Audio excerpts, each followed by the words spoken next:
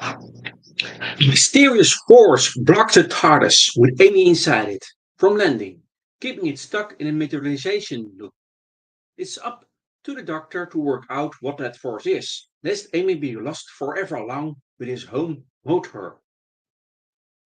As he investigates, the Doctor learns of a house on Aikman Road, with a staircase which people walk up but never come back down. To solve this mystery, the Doctor must pass himself off as a normal human and share a flat with Greg Owens. Welcome, friends and companions. How are you today? I'm doing great. It's time for a live stream. Yes, yes, yes. So, um, sci-fi and fantasy fans meet in this channel for fun chats about their beloved books, movies, series, and franchises. We also talk about food and drinks, music and sport, and a special place on this channel for Doctor Who, my most beloved sci-fi series. I will watch this series till eternity. Yes, yes, yes. Uh, Random? Because we discuss everything that involves entertainment, including movies and series, books, and music. Brandon, because we're broadcast on non-fixed time, actually many different times. You need to subscribe to this channel to know what time the broadcast is. Random, also because we have no guests or different guests. It depends who wants to show me in a live stream or panel. If you want to join me in a live stream, feel free to contact me via YouTube. You can put a comment on one of the videos, or you can meet me on Discord server and look what is possible. And it is also possible to invite me for your channel. I'm available for a live stream or panel to talk about the things we're interested in. So feel free to invite me. So yeah, Discord server is called Random Entertainment Channel Tech Doctor Who. So cheers mate, have lots of fun. This is your host, Enigmatic Joker. And today we have an 11th Doctor story. Matt Smith. Yes, yes, yes. Matt Smith, Smith, Smith, Smith, Matt Smith, Matt Smith, Matt Smith. The Lodger is it the story called today. So take a deep breath. Okay. First, some general info about this story.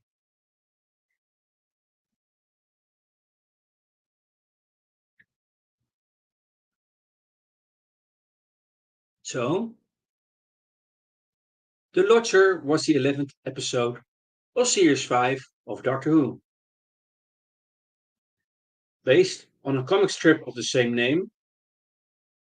It was the first instance after Human Nature and Dalek of a story from another medium being directly adapted for television.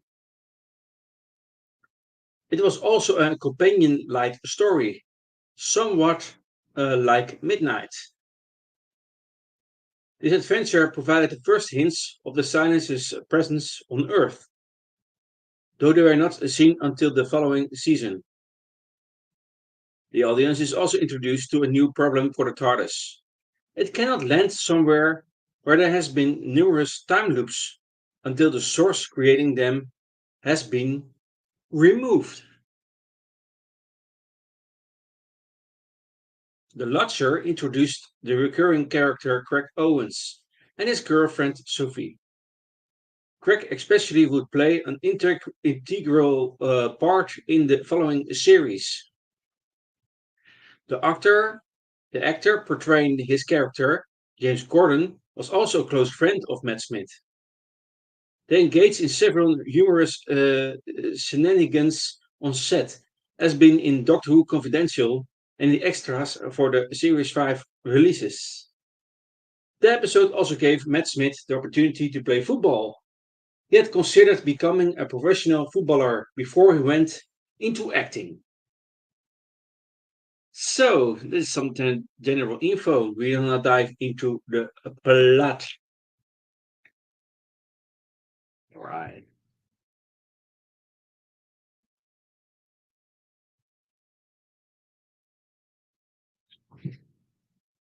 Let's go. The TARDIS materializes in a park in Colchester. The Doctor pops his head out and realizes that they have not arrived at the fifth moon of Cinda Callista, apologizing to Amy for the mistake. He notes he can see Aramis nearby. Before he can pull his head back in to set the proper course, Agil pushes the Doctor outside as the door closes and the TARDIS dematerializes, with a screaming Amy still inside. The Doctor is left on his back, looking completely shocked and calling for Amy. Later, a student named Stephen enters the house to help an elderly gentleman calling to him for assistance in the top floor flat. In the flat below, Craig Owens and his friend Sophie discuss their usual plans for the evening. Pizza, who's Teddy? Sophie points out that a rot stain on the ceiling is growing before receiving a call from her friend Melina, who's upset over a recent breakup. Sophie asks Greg if he minds her skipping out on their plans, but he has no qualms with it. She packs up her things while subtly trying to have Greg ask her to stay. But Greg points out they're only having pizza. Unknown to Greg, Sophie glances back, sad, before she leaves. Once Sophie has gone, Greg berates himself for being a coward. He's in love with Sophie, but hasn't worked up the courage to tell her.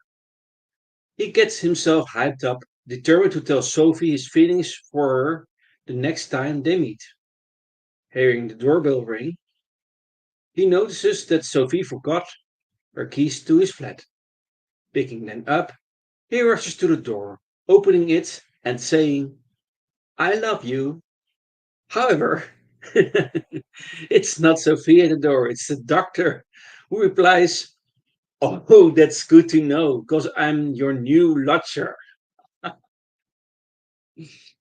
So,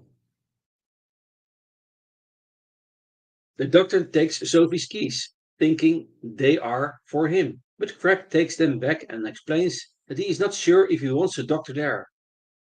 Believing the problem may be about rent, the doctor hands him a paper bag with some money in it. £3,000. He tells Craig he cannot tell if the amount is too much. The doctor introduces himself, greeting Craig with a cheek kissing, thinking it's how humans greet each other these days. Stepping into the entrance hallway, the doctor wonders who lives in the upstairs flat. Craig explains that he doesn't really know, but they tend to keep to themselves and stay quiet. At that point, a loud bang comes from upstairs. Usually, Craig then adds,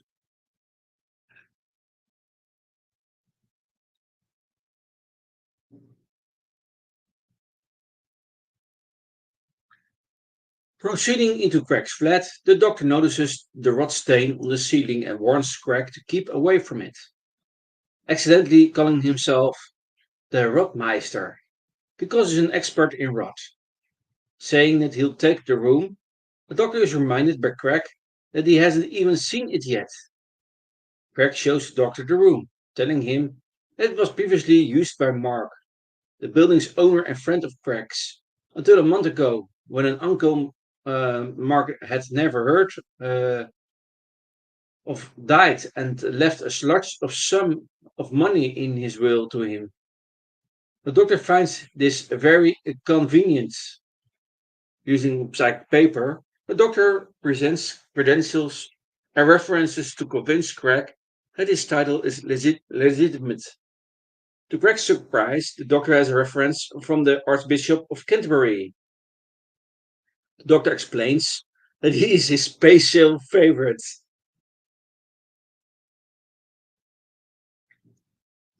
To ease Craig's uncertainty, the doctor prepares omelets for two of them, using a strange array of ingredients. He notices a picture of Sophie and Craig taped to the refrigerator and wonders who she is. Craig explains that they work together at a call center. He quickly segues into a narrative about his job and how he could make their work more efficient. Though his bosses won't listen to him because he is merely a phone drone. He instantly wonders why he's telling the doctor all about his life when they've only just met. The doctor half jokes that he has a face people never stop blurting their plans out to. When Craig wonders where the doctor's luggage is, the doctor assures him that it will materialize if all goes according to plan, confusing Craig even further. Meanwhile, the TARDIS has attempted another landing at the park, but fails. Inside the console room, Amy screams and grips the console as the equipment backfires and sends up sparks. She yells at the time machine, demanding to know why it won't land. The TARDIS vanishes again, stuck in a materialization loop. After enjoying the omelettes, Craig wonders where the doctor learned how to cook. Doctor says Paris in the 18th century, but realizes that it isn't recent and intends to correct himself by first saying the 17th century, then the 20th century, and he isn't used to doing it in the right order.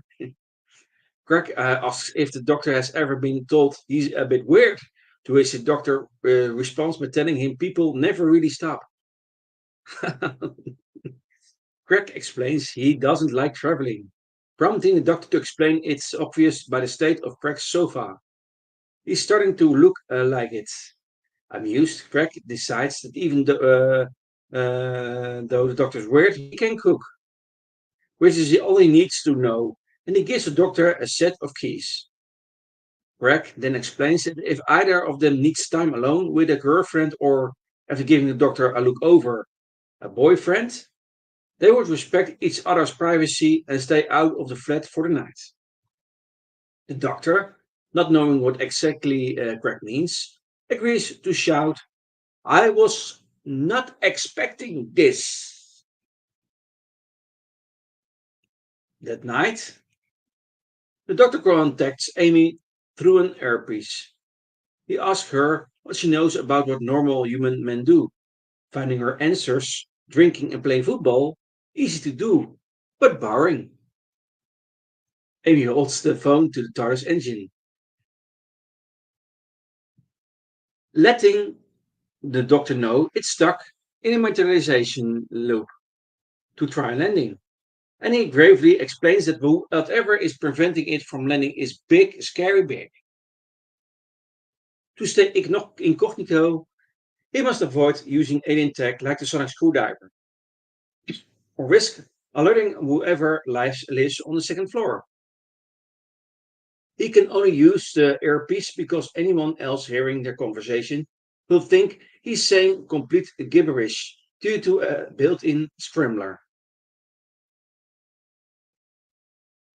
Meanwhile, outside the building, a young woman is lured into the upstairs flat by a man who calls for help.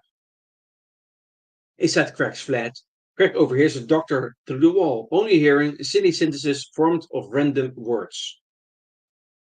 He speaks to Sophie over the phone, who warns him to be careful of the doctor. She suggests he might be a drug dealer because of the large sum of cash she had. Suddenly, the young woman in the upstairs flat screams, and everyone apart from the doctor and Amy, time travelers, become stuck in a time loop, where their actions are repeated over and over again. The doctor shakes more violently, and the doctor orders Amy to use the zigzag plotter on the console. With everything now stabilized, the doctor goes out and collects parts for a scanner, returning late at night with a cart full of junk. The next day, the doctor showers while a Craig impatiently waits in the hallway for his turn. Hearing a loud bang from the floor above, Craig goes upstairs to check on the lodger. An old man answers the door, telling Craig that he needs no help, sending him back downstairs. The doctor realizes Craig went to investigate the loud bang and hurries to save him. Falling out of the shower, he scrambles to grab his sonic screwdriver. With his towel wrapped around him, the doctor rushes to the hall, pointing the device. However, he discovers that he grabbed Greg's electric toothbrush. Putting the silly moments behind them, the doctor wonders about the upstairs lodger. Greg explains that nothing was wrong and goes back into his flat. The doctor heads up the stairs to check for any abnormalities, but is stopped by Sophie, who has come to visit Greg.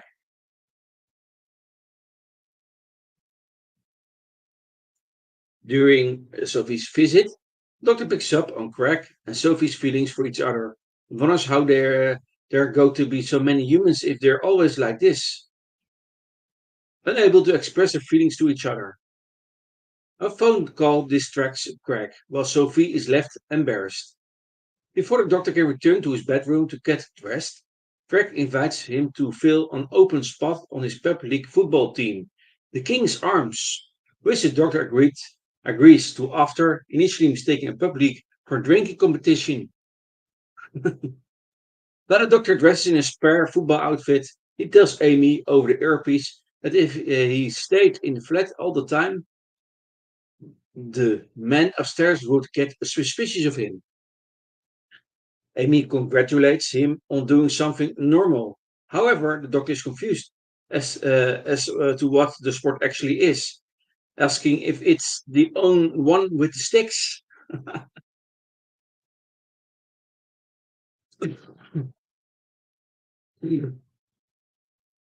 Walking to the match, the doctor is questioned again by Craig about what his name is, but to no avail.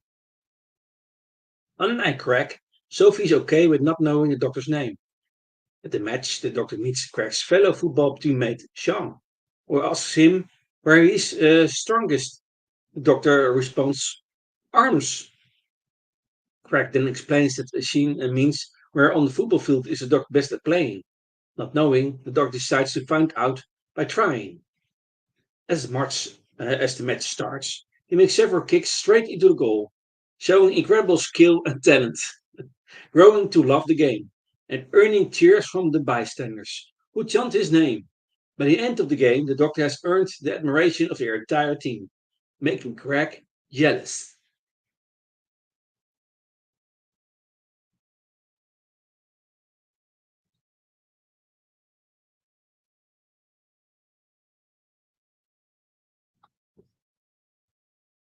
While the team celebrates their win, Sean says that with the doctor, they annihilate the other teams. The doctor mistakes this for actual killing and begins to give a speech, but then realizes his mistake and offers his assistance in football whenever they need it. Just then, everyone apart from the doctor becomes stuck in another time loop as an older woman is lured into the flat above cracks. The TARDIS simultaneously begins to shake violently, but the zigzag plotter does not work this time. The doctor informs Amy that unless he discovers what is causing the time loops, she and the TARDIS could be thrown off into the time vortex without any hope for return. Later, at the flat, Greg knocks on the doctor's room, surprised to see him open it holding a traffic cone. Greg tells the doctor that Sophie's coming over and asks the doctor to keep out of the way for the evening. The doctor insists that Greg will hardly know he's there, but is quickly distracted by a bang from upstairs. The doctor slams the door in Greg's face before he can respond, returning to the scanner that he is constructing. Greg overhears the doctor's exclamations, but leaves him to return to his plans with Sophie. As Greg and Sophie enjoy some wine by candlelight, she notices that the rod on the ceiling has gotten much larger since the previous day. Greg ignores her concern and begins a prepared speech about his feelings for her.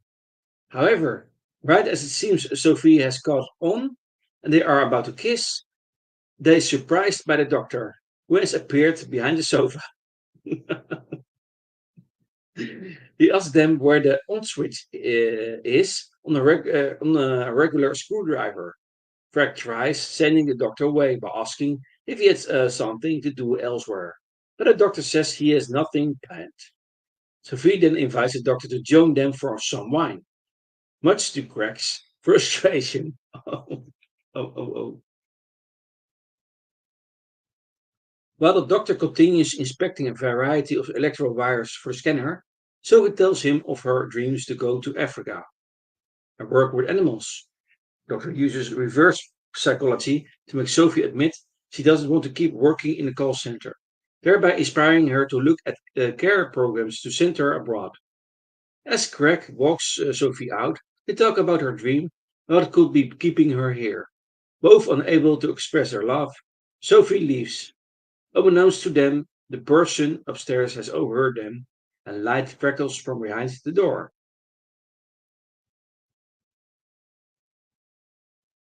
Meanwhile, the doctor returns to his room and finishes the scanner, but the readings for the second story appear normal. Over the earpiece, the doctor orders Amy to look up the building schematics while he recruits a spy. In the kitchen, Craig is cleaning up and decides to investigate the rot. He momentarily hesitates, but after remembering the doctor's oddness has caused him nothing but headaches, he ignores the doctor's previous warning and touches it. He instantly pulls his hand back in pain, but then dismisses it and continues cleaning. The next morning, the doctor has prepared breakfast for Craig, but finds him in a near death state in his bedroom. The doctor examines Craig's hand to find that he is being poisoned by the rot. He hits Craig's chest to make him breathe, mixes a remedy to reverse the enzyme decay, and encourages him to get some rest.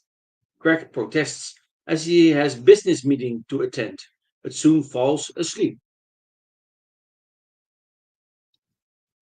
Waking mid-afternoon, Craig is horrified that he is late and rushes off to work.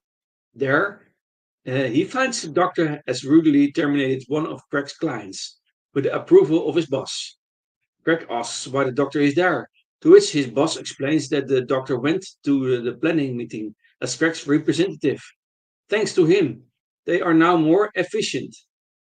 Sophie brings the doctor some tea and tells Craig that she is going to start working with animals as a volunteer. But Craig, blind by anger, insists he is fine, disappointing her. Craig is told to return home by the doctor as he looks pale. Craig storms off in response and upon returning home, takes a spare key to the doctor's room, unlocking it and discovering the scanner the doctor has constructed. The doctor returns home at the end of the day and happens upon the cat that he sent upstairs. He learns from the cat that there are many people up there who have never come back down.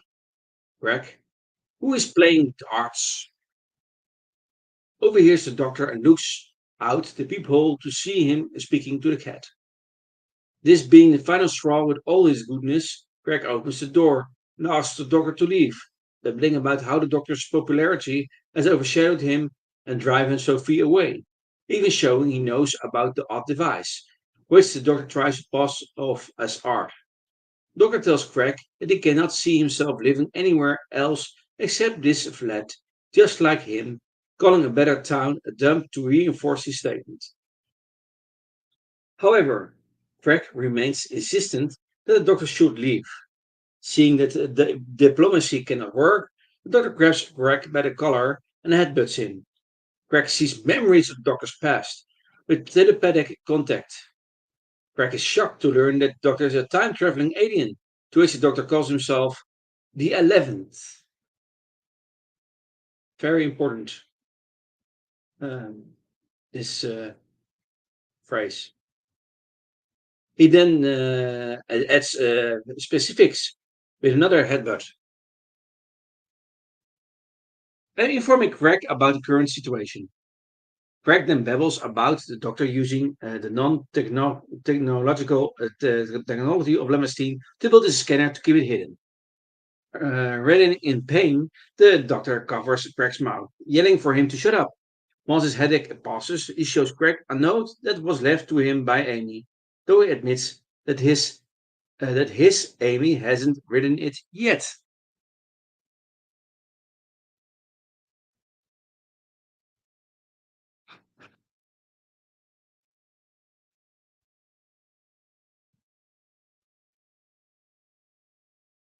Hello, Island Burkholder.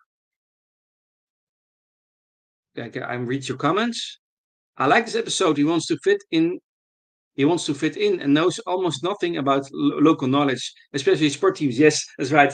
It's a very nice episode. I want to. You want to behave like a human, in fact, and but he's doing well. It's by the way a very humorous episode, and you can see that James Corden and Matt Smith are friends in that during that story. The actors are friends in real life. I see the fun they have in this story, and there are many humorous things in this. And yeah, also funny is that the doctor wants to behave like a human, so he's doing that, and he do it very well. So what your comment is? So what sports do they play in Gallifrey? I don't know. Actually, it's good to investigate that. It's good to investigate that. Okay. So in his room, the doctor. Meanwhile, Sophie has to come to the flat to speak to Craig, but is drawn upstairs by a little girl asking for help. And in his room, the doctor calls Amy to ask if she has found the schematics to the flat. Craig can understand the doctor's conversation now, that he has some of the doctor's knowledge. So the doctor goes on to explain that the time loop is caused by people getting burned up in the upstairs flat, which is causing the rot in Craig's ceiling. However, a new time loop then starts. Craig momentarily is stuck, repeating his shock about the doctor's comment, but snaps out of the time loop thanks to his knowledge about it. They rush out of the flat, finding Sophie's keys in the lock to the flat and realizing she was lured upstairs. About to enter, they are contacted by Amy, who explains the building schematics don't have an upstairs. Opening the door, Craig and the doctor discover that the flat is actually a spaceship. Sophie comes out of the shadows, screaming as an invisible force pulls her towards the control console. So Doctor manages to deactivate it. A hologram materializes inside the room, explaining that it is functioning as an autopilot. Posing as a rescue worker, the Doctor learns that the spaceship has crashed and that the crew are dead. So the hologram is now testing humans in search of suitable replacement. Realizing that the Doctor is an alien, the hologram begins pulling him to the console, thinking he is the correct pilot. Amy suggests that perhaps the Doctor could fly the ship safely, but the Doctor explains that he is too much for the ship, and if he were to touch the console, the resulting explosion would destroy the entire solar system.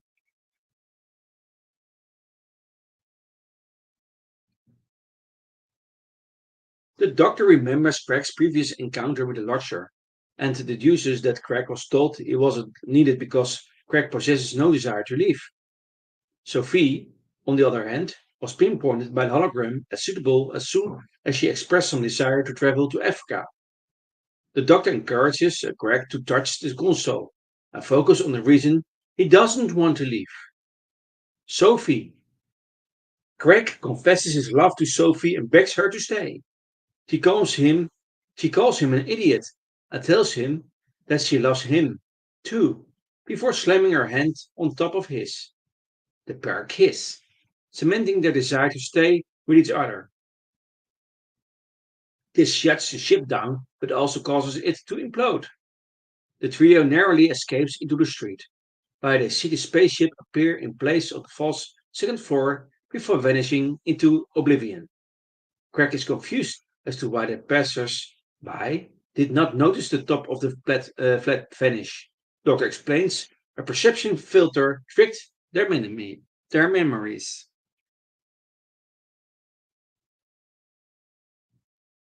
Later, Craig and Sophie snog happily, deciding that they could do anything together with their lives.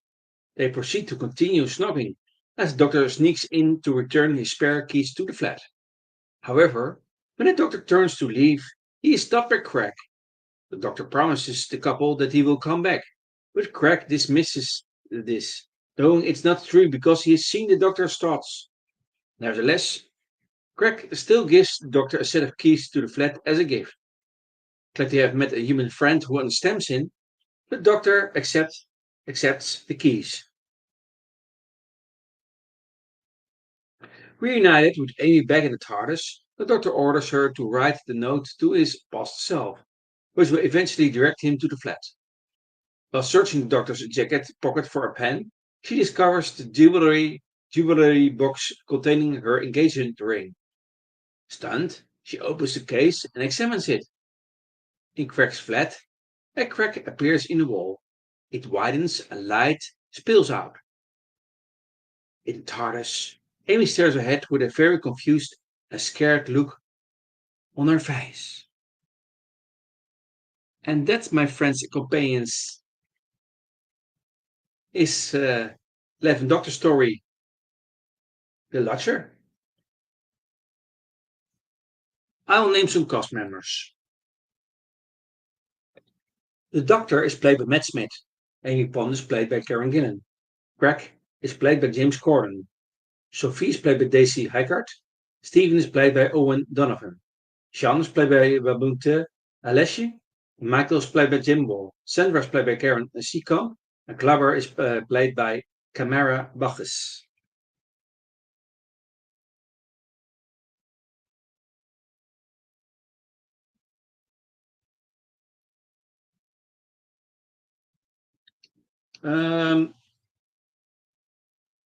Some important world building in this story. About individuals. After the Doctor shares his knowledge, Craig sees briefly flashes of the Doctor's first, second, third, fourth, eighth, ninth, and 10th incarnations, as well as Cybermen, Rose Tyler, and an Ood, a Rockness, and a Weeping Angel.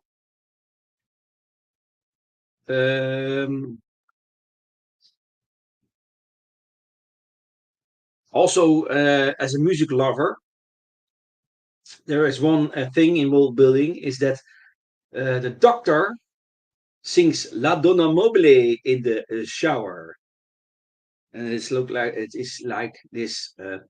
La Donna Mobile, so something like that.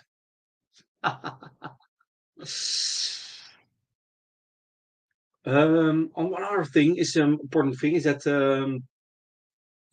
on Craig's fridge there's a postcard advertising the Vincent van Gogh exhibition at the Musée d'Orsay.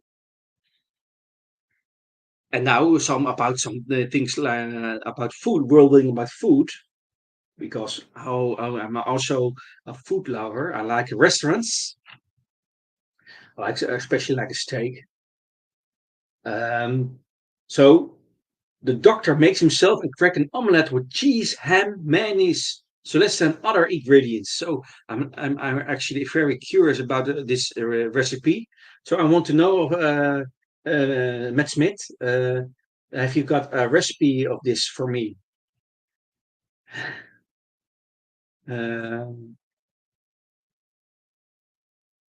So to cure Craig, the Doctor uses tea and other ingredients. Some even pulled out of the trash to cure Craig, and after he's poisoned by the rot on his wall. So Doctor is now really a doctor of medicine. So okay. Um,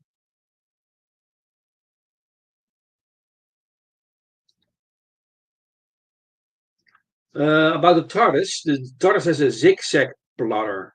And there's also a thing with TARDIS databank, because the Doctor asked Amy to use the TARDIS databank to get information on Craig's house.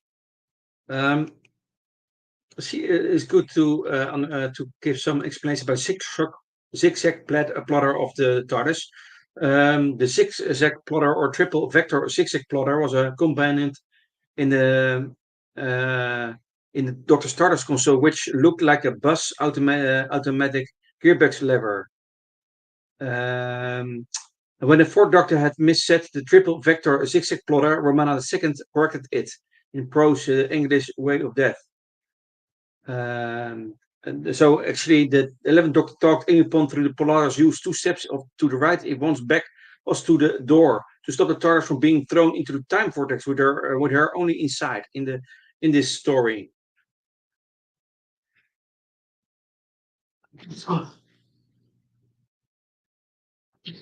Oh, we should die. And so there's also a TARDIS data bank. Um,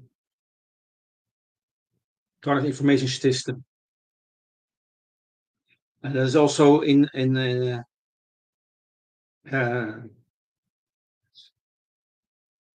this is also for the first time we can see that in a TV story, Castrovalva, for later, for the record.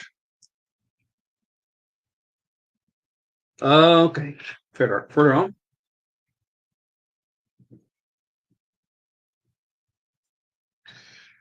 Uh, so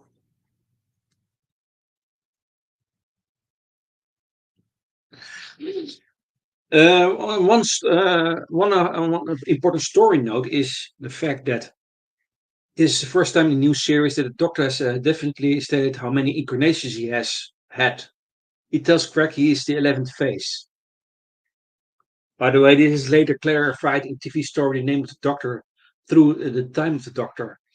They reveal he is actually in his final incarnation, having an aborted regeneration in TV story Johnny's End, while not acknowledging the War Doctor. His reference here means that he is the 11th incarnation to refer to himself as a Doctor.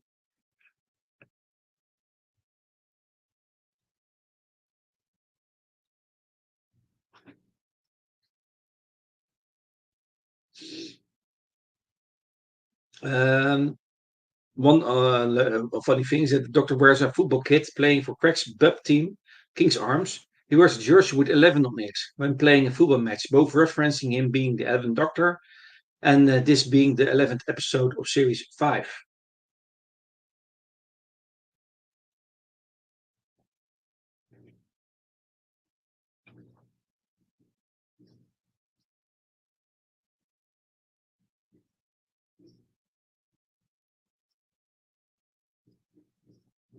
The Doctor playing football in this episode is a coincidental reference to the fact that Matt Smith originally wanted to become a professional footballer for a back injury, caused him to focus on acting instead.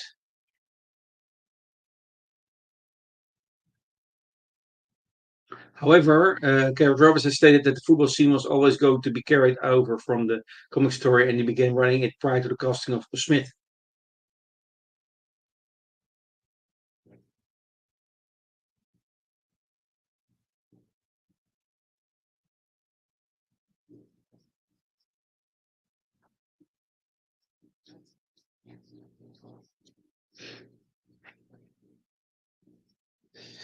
Another thing is that the Doctor's bow tie is blue for this episode, despite the 2010 setting. Doctor wears a red tie in episodes of a series grounded in the present and future. The TV story 11th Hour, The Beast Below, The Time of Angels slash Flesh and Stone, The Earth slash Cold Blood, The Pandora Open slash Big Bang, but he wears a blue tie in those set in the past. Picture of the Daleks, The Vampires of Venice, Visit and the Doctor, and the only other accessory in Series 5 is the episode Amy's Choice, where the Doctor wears a blue tie in the Upper Leetworth Dream, but a red tie in both the Cold TARDIS Dream and the epilogue concluding the two dream narratives. This may be due to the fact that the Doctor had originally planned to go to the fifth moon of Cinda Calista. Yeah, and already said that a complex fridge and advert can be seen from Van Gogh exhibit, but not the one visited by Amy and the Doctor in the previous episode, since that one was in Paris. Um,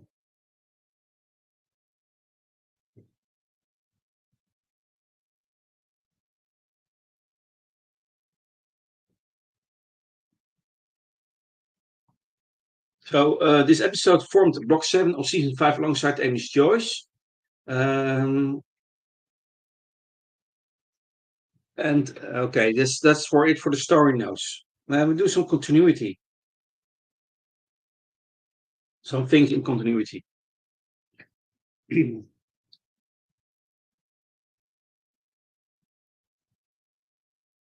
So first thing, on Craig's fridge is a postcard advertising a Vincent van Gogh art display, which a Dr. Amy and Van Gogh himself visited in Vincent and the Doctor. Second thing is that the doctor's room in Craig's flat, there is a print on the wall, which appears to be a variation of Van Gogh's sketch of a wheat harvest from one of the artist's letters written in August 1884, also Vincent and the Doctor.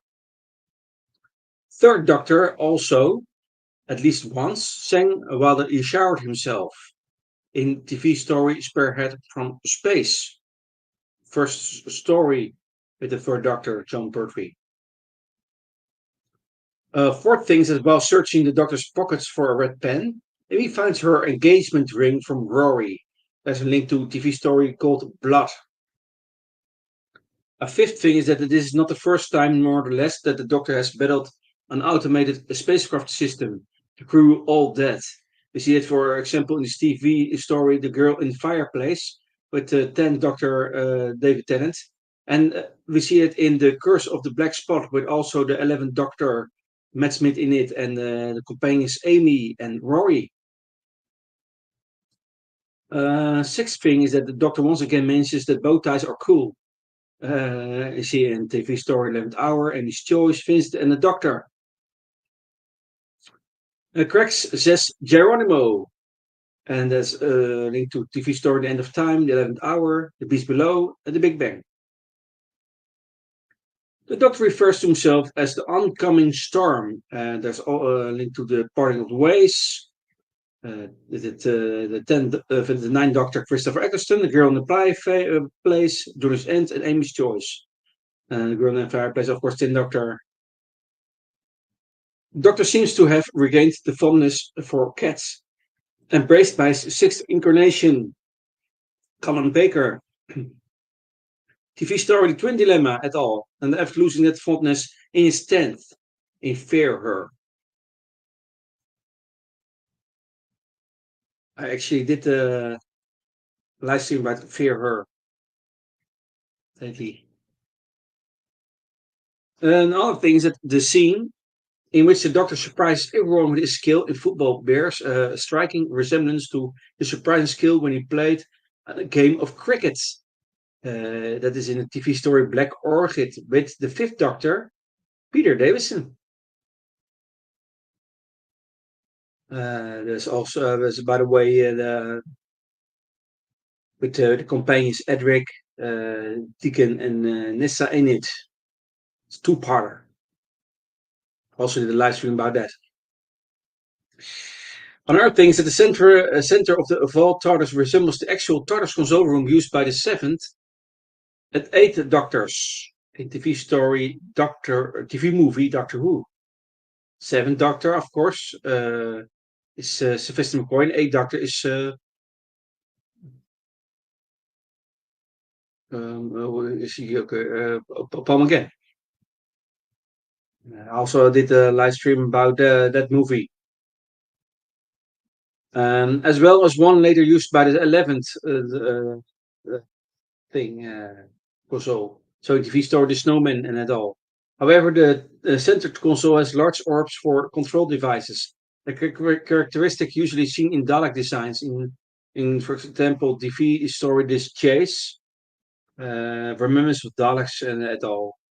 Chases with the first Doctor. Remembrance of the Daleks is the seventh Doctor. Between that. When in the shower, the Doctor sings Verdi's La Donna e Mobile, which previously sang in the third incarnation, the TV story Inferno. That was in a story with the third Doctor, John Pertwee, and then it takes also there's also in that story is there also a parallel universe.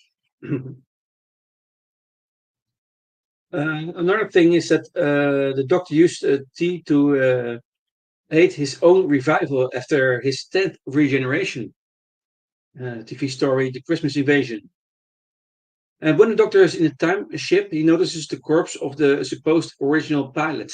Seems concerned, then looks away and seemingly forgets. Also, the corpse's hands possessed 4 fingers. Both of these are traits associated with the silence. TV story The Possible Astronaut slash Day of the Moon.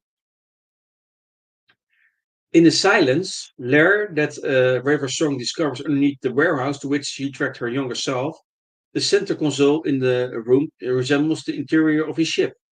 We see that in TV story The Impossible Astronaut. The Doctor later finds a similar ship to the one featured here. He notes that it was, quote, Ferry Eggman wrote, end quote, in TV story Day of the Moon.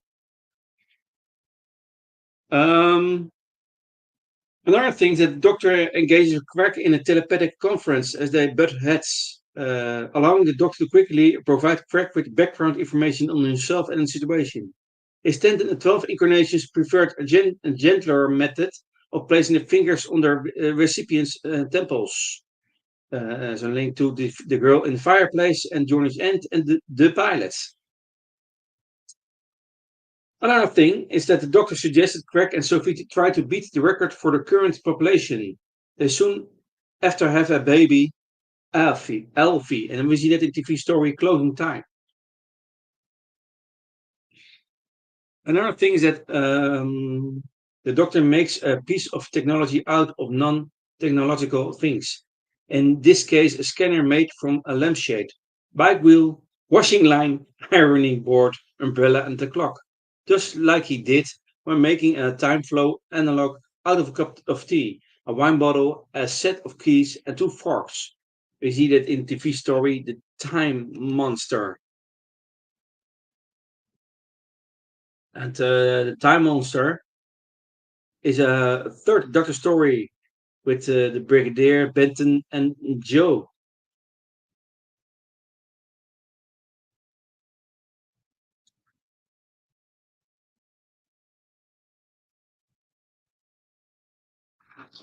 Uh, Another thing is that when the Doctor hands Craig the bag of money, he tells him, don't spend it all on sweets. Ninth Doctor said the same thing to Adam Mitchell when he gave him a credit stick linked to the long game. And the last thing in continuity is that Doctor had previously drank wine before spitting it back out in his ninth incarnation. Yes, Christopher Eccleston. This is TV story World War III. I will do so again later on his current incarnation in TV story Impossible Astronaut. So, and that, my friends and companions, is all I have to say about this story. So commercial. Sci-Fi Fantasy fans middles this channel for fun chats about their beloved books, movies, series, and franchises. We also talk about food and drinks, music and sport, and a special place on this channel for Doctor Who. Random because we'll discuss everything that involves entertainment, including movies and series, books, and music. Random because we broadcast from non-fixed times, actually many different times. You need to subscribe to this channel to know what time the broadcast is. Random also because we will have no guests or different guests. It depends on what you join me in the live stream or panel. If you want to join me in the live stream, feel free to contact me via Discord or YouTube. And we'll look what is possible. And also it's possible to invite me for your live stream in a panel. Also want to talk with you about the things you're interested in. So feel free to invite me for that.